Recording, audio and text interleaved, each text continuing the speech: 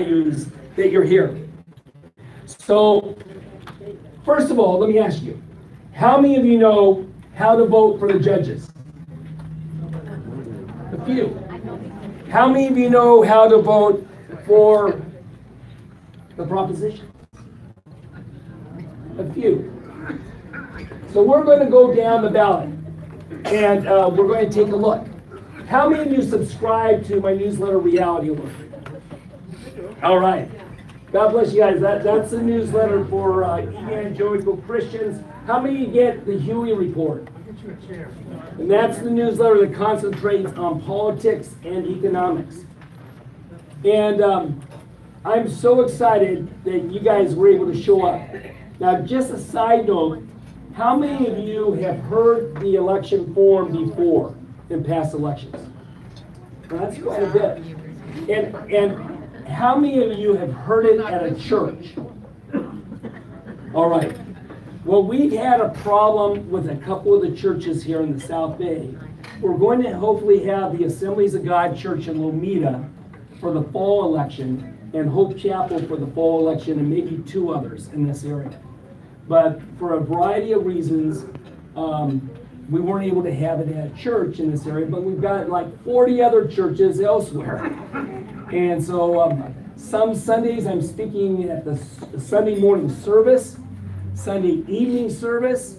Some of the churches are Hispanic churches, some are different Korean churches, a variety of different things. And then we're doing it also at political clubs like here. So this is not the normal, what we do at the church one. This is what we do at club ones, okay? All right. So we're not talking about a Christian worldview or anything like that, but what we are talking about is why your vote is important. We're going to go over what is going on nationwide and what's going on. We're going to go over how to vote your values, how you determine how to vote.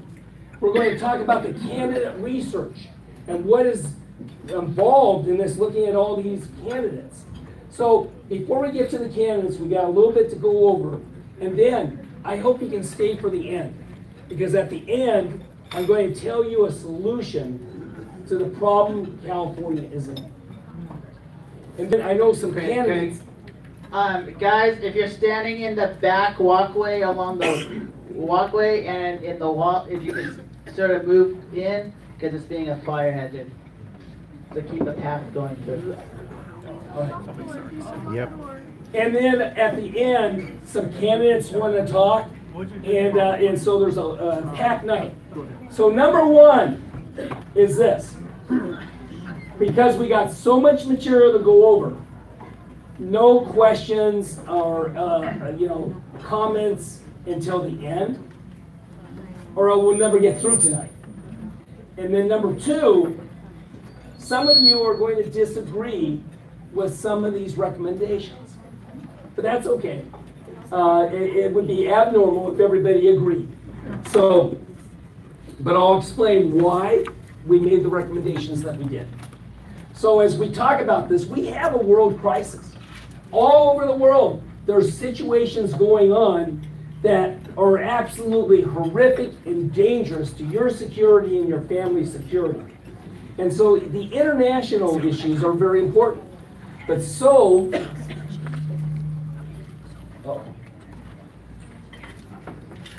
is the economic issues. The debt, the deficit, the amount of money we spend on interest instead of on infrastructure, it's horrendous. The potential of inflation around the corner, the potential of a stock market crash, all because we're not getting the economy under control. And then Tax Freedom Day.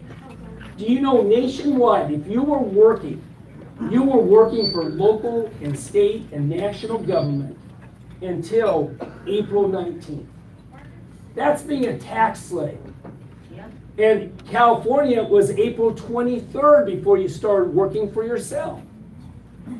And next year in California, it will be into May because of the taxes that have been passed. And what we pay to the government amounts to the same amount of our normal food, clothing, and housing budget. And one of the issues that's dear to me, and anybody, you can be Jewish, you can be atheist, but our Constitution is based upon First Amendment rights. And our country is founded upon religious freedom, that people could worship as they want to. Yet never before has religious freedom been under attack as it is today. And today we have an assault of religious liberty like you can't believe. The Supreme Court is about ready to hear the case of this baker who was put out of business. This baker who had Bible verses and tracts out. Anybody who came into his baking shop, right, buy cookies and cake. This guy had 2 customers who decided to get married, and they were gay. Now, he loved them with the love of our Lord, but you know, he said, I can't in good conscience bake a cake for you guys. Go down the street, and they sued him, and he lost. Same thing with this lady who's 74 years old, and she's about ready to lose her 401k and her home because she couldn't do it. But she loved the people, but she couldn't do it. It violated her conscience. In America, you don't put people in jail. You don't fine people for operating on the First Amendment rights. That is one of the issues. This is what the judge said. This is the price of citizenship. Christians must compromise it only a little to accommodate the contrasting values of others. Now, that should shock even the ACLU. That a person should compromise because others disagree with them. But that's where we're at today with the political establishment. And in California, last year we had a bill that was going to basically put Biola Christian colleges out of business. And it was defeated. Just a month ago, the same group of clowns in Sacramento were killing homeschooling. And they dropped that bill because of opposition. They came that close. Well, now they have a new bill out. And this new bill basically says that if you're a counselor and you talk to somebody about same-sex attraction and about gender confusion because they want it, you can't. If you have a book that says someone who who's homosexual could be transformed, it's banned on Amazon. It could even ban the Bible because the Bible is in disagreement with this bill. This is in Sacramento right now. And the Democrats are all aligned for this bill. Now, I'm going to see if I can play this for you. If I can, I'll read you the statement.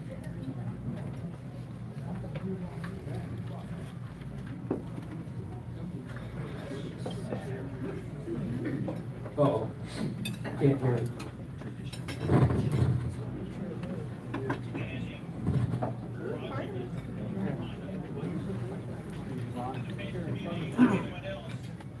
You can't hear it. All right. I'm going to read you what he said. It is Assemblyman Martucci from this area. He's part of those, and I'll tell you which governor candidates, which superintendent candidates, all the different candidates that are for this bill. Oh, Lord. This is what he said about the Christians. The faith community, like everyone else, needs to evolve with the times. The science is clear. The claim that the First Amendment can be used as a defense for promoting fraudulent conduct is a fallacious argument. He has insulted every Catholic. He has insulted every Jew. He has insulted every Christian.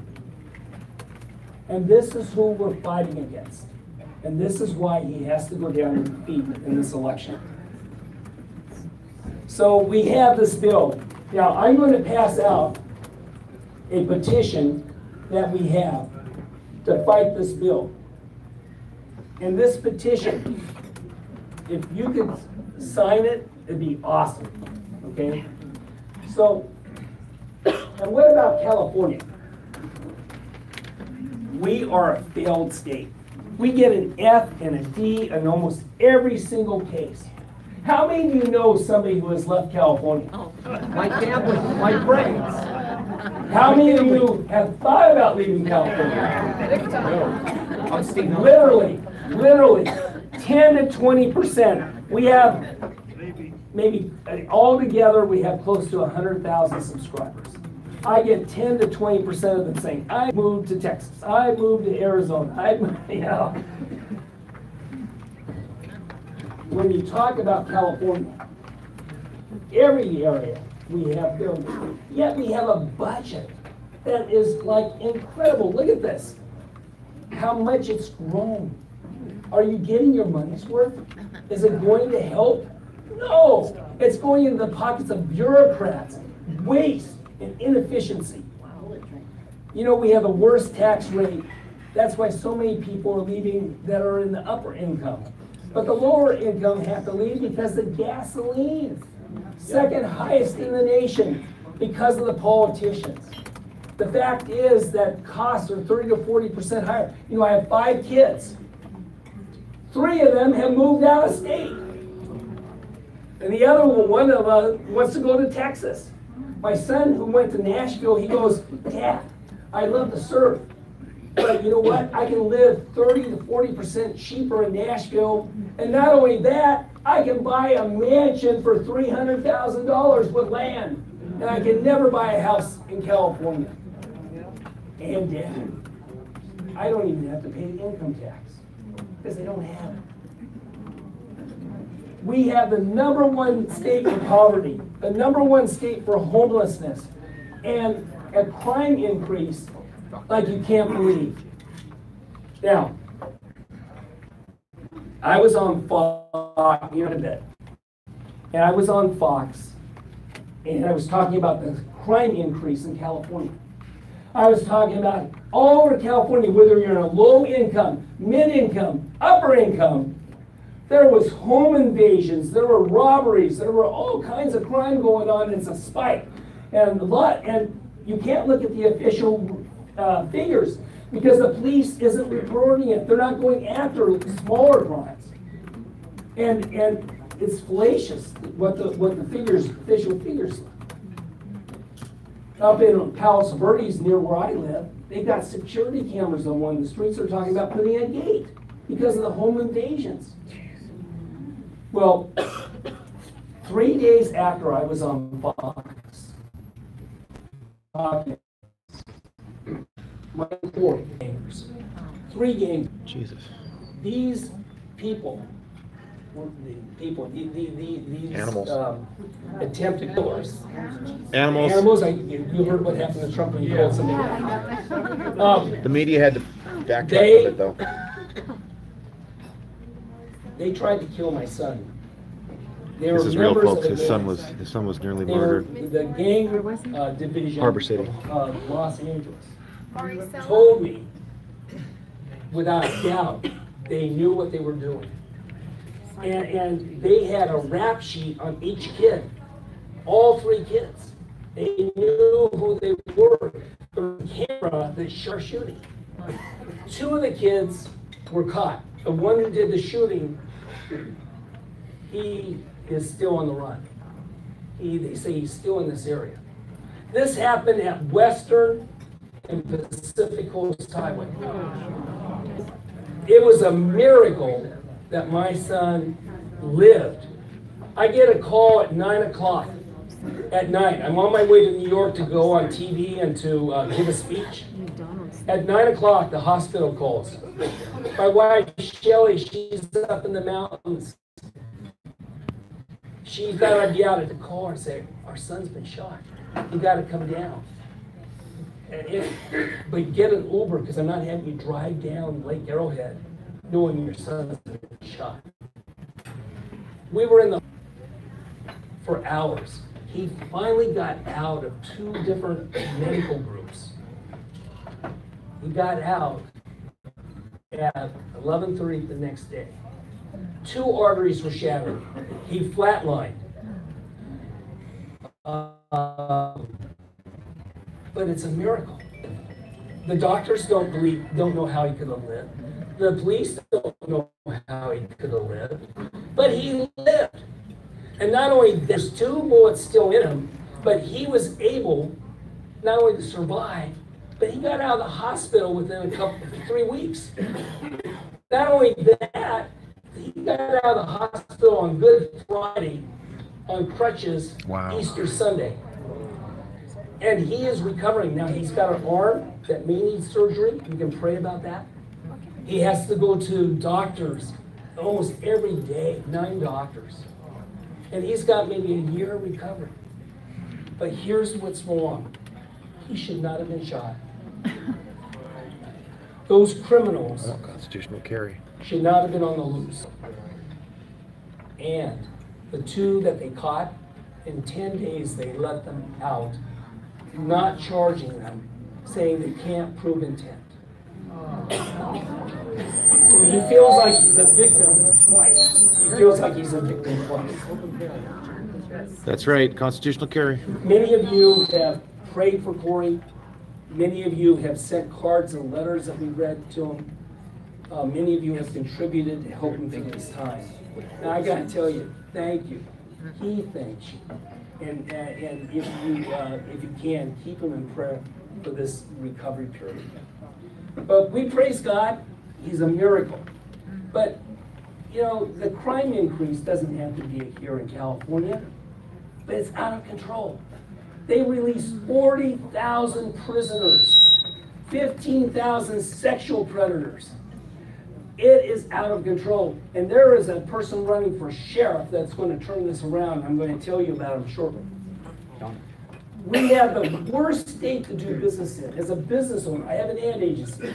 And as a business owner, I don't think I could have started that business. And as a business owner, I can tell you, 7 years in a row, Chief Executive Magazine said California is the 51st worst state to do business in.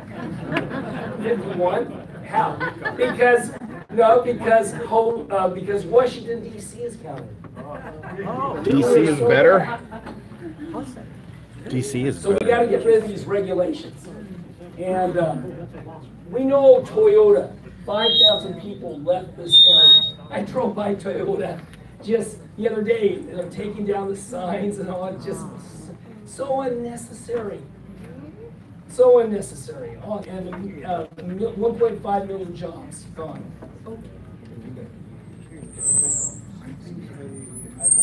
And then the waste in the university and schools is unbelievable. So as we talk about this, these happen to be all divisions at the University of San Diego. All these have 10, 50, 100 people. All these divisions, people have $100,000 a year. All these divisions duplicate each other. This is the diversity council, the chief diversity officer, the graduate son, the assistant vice chancellor of diversity. They all do the same thing. And yet, and this goes on at every campus. It is such a ripoff. It needs to stop. So what happens? Kids leave, middle class exodus, the wealthy flee, retirees give up, entrepreneurs leave, businesses leave. Our quality of life, it goes down, doesn't it? And costs on everything goes up. They just impose, it's so ridiculous. If you want to have solar, I've got solar on my house for my pool. If you want to have solar, great. The California government just said everybody has to pay about $10,000 to $20,000 more for a house because all homes now will have to have solar. But not only that, they're going to have to pay a yearly inspection fee and other fees on it. Oh, add up close to $800 per homeowner. It's absolutely insane what's going on. So we have less individual freedom and choice and increase in crime. Now, I want to give everybody here a warning. If you sign up for our signage,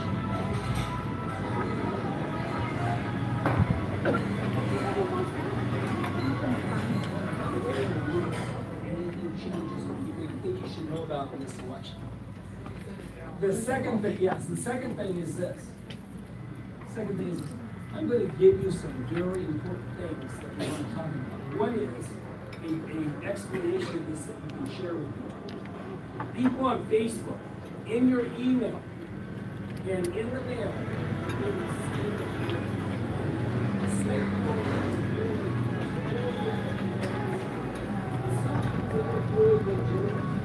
sometimes they look really good. There's one, for example, called the Howard Jarvis Taxpayers Slam launch. Now, I like the Howard Jarvis Taxpayers Association. It's a great group. They're fighting for you. And you get this mailer, it's a picture of Howard Jarvis on it. And there is a letter from John Koppel of Howard Jarvis. And it has nothing to do with them. It has endorsements of people they disagree with. It's put out by a private company. This one is put out by a private company, Continuing the Republican Revolution. And it has all the different candidates on it. They all have a little asterisk next to them that says the candidate paid to be included. And most of the judges in here are progressive liberal Democrats. Many Republicans will get a list. This is one of the worst ones. And it's come in different forms. City of Los Angeles marked sample ballot for Republican voters. If you're a Republican, you get this. And inside comes a letter, usually from Jim Brody of the Republican Party, a contribution form, the address in Sacramento, and then all the people that it recommends. All the people it recommends are Democrats. Not one Republican. It's fraudulent. Don't fall for these. And really, I wouldn't fall for any of the mailings. When we get to the governor's race, I'll talk about one fraudulent one that just went out that many of you may have gotten. We do extensive research. We have 3 people who look into the research. We have a number of people posting and verifying. I talk to as many of the candidates as I can. We look at what all these different groups and more say about the candidates. So it's sometimes hard to get some of the information, especially on judges, but we work hard at doing that. Now, strategic voting. Some of you in this room believe that the lesser of 2 evils is evil. You will only vote for the candidate that fully agrees with you. And that's okay. The problem with that is that you're probably the only one you'd vote for. The problem with that is oftentimes the candidate that seems like the perfect candidate is not the viable candidate. Then there's strategically avoiding evil. Now let's take an issue. It could be minimum wage, it could be health care, it could be anything. But let's just take the abortion issue. Let's say you happen to be against abortion. And a candidate is all for abortion.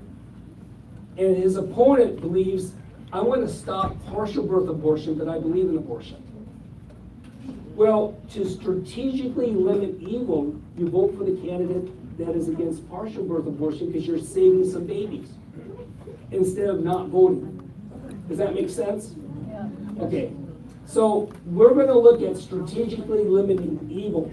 On my website, where I recommend the different candidates, I have actually endorsed some of the worst candidates that hold my nose. But I do that because we got to defeat the other candidate because they're worse. Maybe because they'll run for governor or senator. Right. Maybe because just politically they're more evil. Yeah. And I rate it by 5 stars. 1 star, never vote. And some races don't vote for anybody. And all your other votes count. Some 2 stars. That means hold your nose, vote for them, but they're terrible. Then 3 stars. Then 4 stars. Very few people get 4 stars. And then 5 stars are absolutely the best. Okay? So that's what we're going to look at for tonight. So I take a look at making sure somebody has a conservative libertarian background. I make sure that they understand the free market, because usually what happens is this. If somebody gets elected, and they compromise and they disappoint, it's because they have not understood the free market, and they violate basic principles of government, and it's because they don't understand it. They got to protect religious freedom today, and if they're not going to get an endorsement. And then integrity and consistency in history. And can they inspire and engage? That's a big benefit. Some are better than others. And then there's a lot of disqualifications. The issue is strategically limiting evil. And then there's this key. If you believe the lesser of two evils is evil, you're not going to like this formula. But this is the reality of life. Sometimes there's a really nice, perfect candidate. But the other candidate has money and the ability to win an election. And so we do consider that, because a money and a plan, that's a big issue. Lord of mercy. Yeah. So here's the guerrilla marketing, and here's the reality. I won't ask you guys. If I had asked you guys in 2017, how many of you thought Trump would win? Nobody would raise their hands. No. But now everybody will raise their hands. Let me just tell you this. I say one. 2016, when Trump was on, the polls said he wouldn't win. The experts said he wouldn't win. The fact is, the Republican leadership said he wouldn't win. Trump didn't think he was going to win, and Hillary didn't think he was going to win. And here's the little known secret. Trump had $957 million. Hillary had 1.4 billion. 1.4 billion dollars.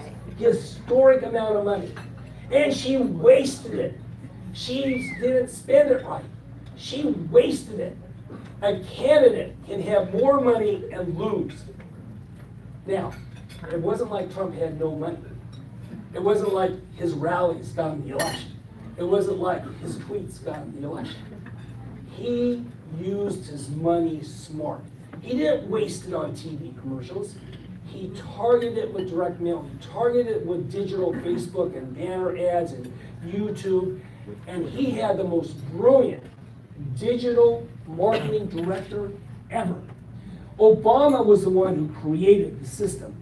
Hillary hired Obama's people from 2012. But they did the marketing in 2000 as if it was 2012. Trump marketed as if it was 2016. He outsmarted her. He outdid her in his marketing. But he had the money to be able to do it, but you don't have to have as much money. That's why Ted Lieu, we can beat him. Al, he can have more money, but we can beat him. But it's a matter of following this formula. And that is, you have enough money to campaign. You collect the data of your supporters, and maybe even Obama always collected the ones of his opponents. When I ran for office, that's how he defeated me. He had the data on everybody. And he had 477,000 phone calls coming into the area from Organizing for America that nobody knew about. It just wiped us out. That is what is done. You collect the data, and then you do the digital and targeted marketing campaign, and then you do the get out the vote. You connect the data to getting out the vote. The Democrats are doing that right now. They're trying to do that, and they've been successful in beating Republicans in different states. They hope to do that in November.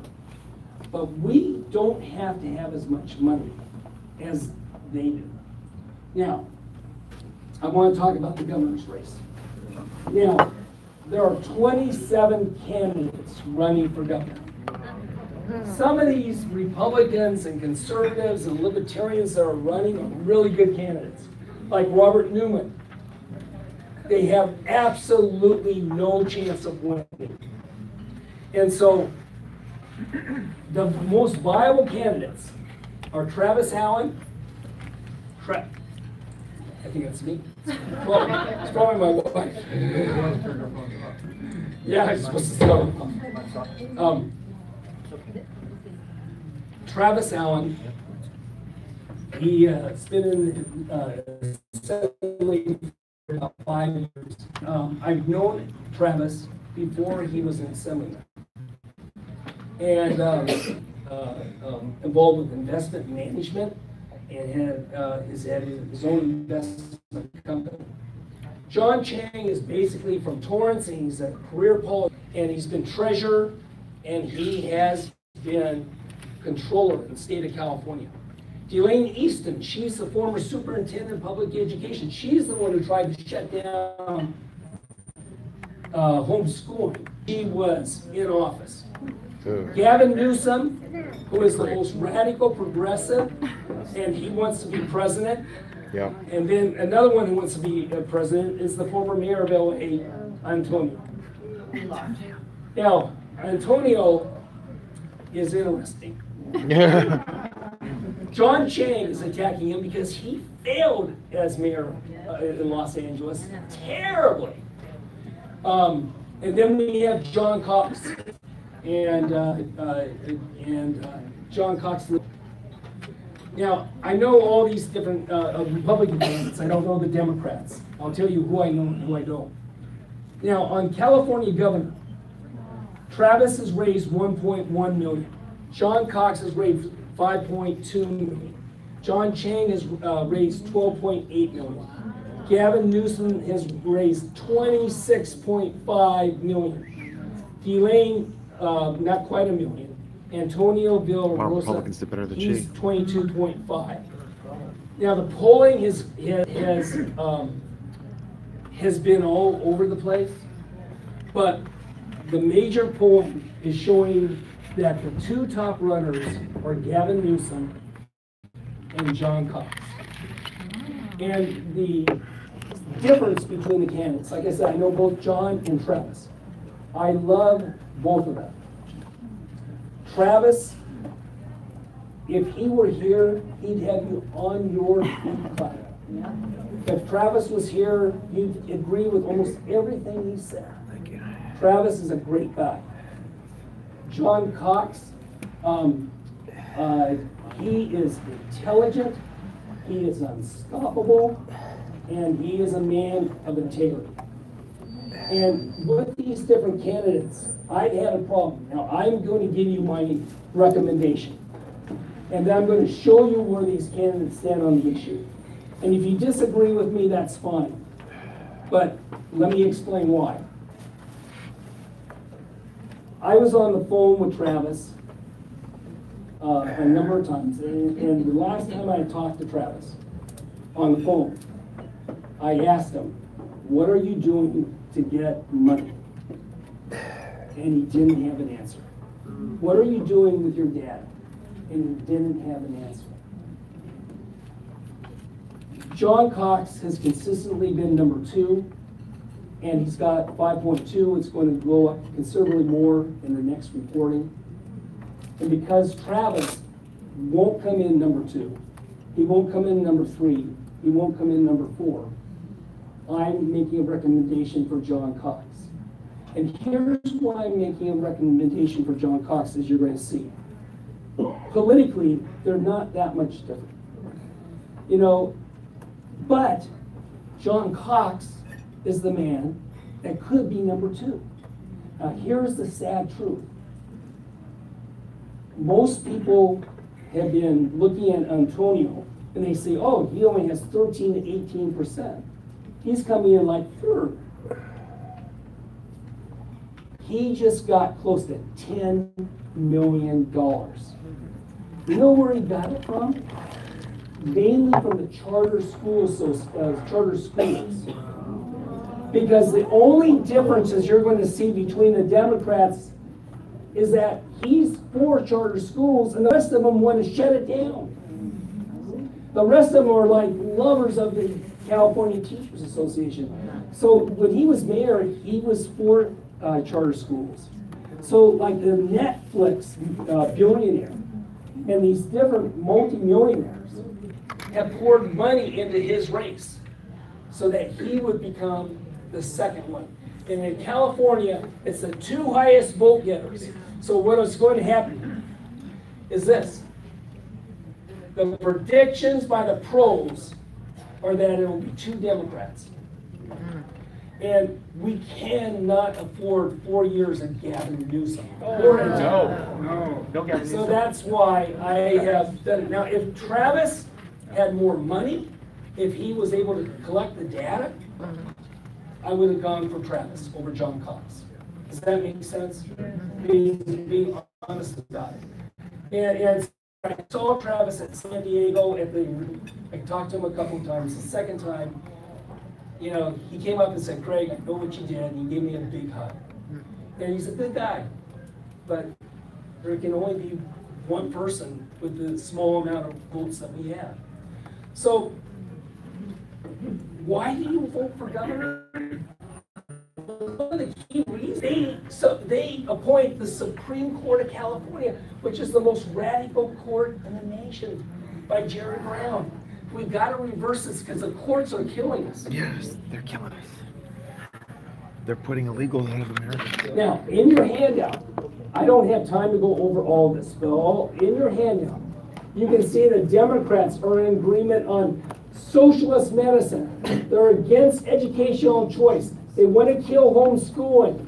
They want to change Proposition 13. They don't want to build a wall. They want to raise the minimum wage. And what about Travis and John? They're in agreement. Just complete difference in these candidates. What about sanctuary state? John, Delane, Gavin, Antonio, they all want this.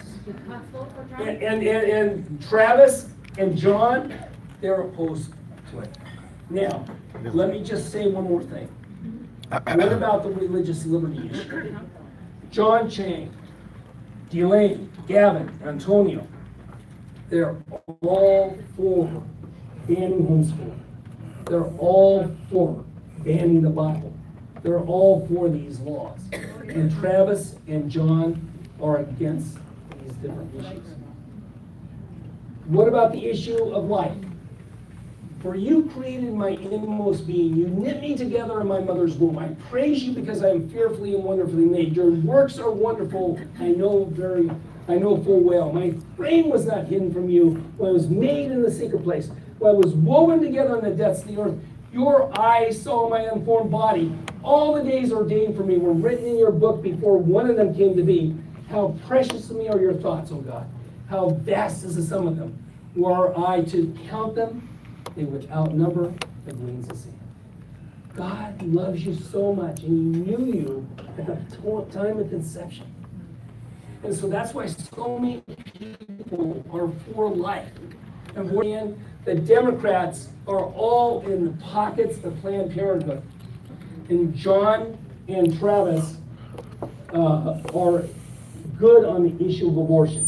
Now, John has all the anti-abortion group endorsements, the pro-life counseling, what have you. Travis wasn't able to get it because he abstained from a number of issues and voted poorly on one. I've talked to him about it. He will be with us against abortion, but that's not his issue, and he has tried to run from that issue of abortion. Now, with the partial birth abortion is when you have a baby coming out, and that baby could be viable when it's out, so they suck the blood or suck the brain out of the baby. That's the partial with the suction. So that is the partial birth abortion. That's why so many Democrats and independents are against it. But what about these candidates? All the Democrats are for it, all the Republicans are Baby against killing. it. I'm going to send you, if you signed up on that sheet, I'm going to send you where the candidates stand on the different issues. And then not the issues, on the right, left political spectrum. So I'll send that over to you. Now, one of the things we do with all the candidates is give a rating. So I'm going to give you their ratings and you'll be able to see where they are. Governor's race. from a conservative biblical worldview, the only two that are good are Travis with 86 and John Cox with 95. And for less government, the only one's good, Travis at 86, John Cox at 87. These are really so close. He changed the numbers a little bit so that John Cox looks a little better. Yeah. It's not fundamental. As we go on, they're going to get a lot of negative mail. You know how I told you don't believe the slates? You can't believe the mail either. There is a video that's been sent out, and that video shows John Cox saying, not only the wall. It makes it sound like he's not for the wall. He's for the wall. But he also said, plus immigration reform, and e-verify, and other things. So they cut that out. This one is a mailing that just came out. And this one says, Chicago lawyer, former Democrat, perennial candidate. Now, Which he is. Which he is. that I love the most. Hope is a free market group. And this is, John Cox has been involved with them and Kemp and all.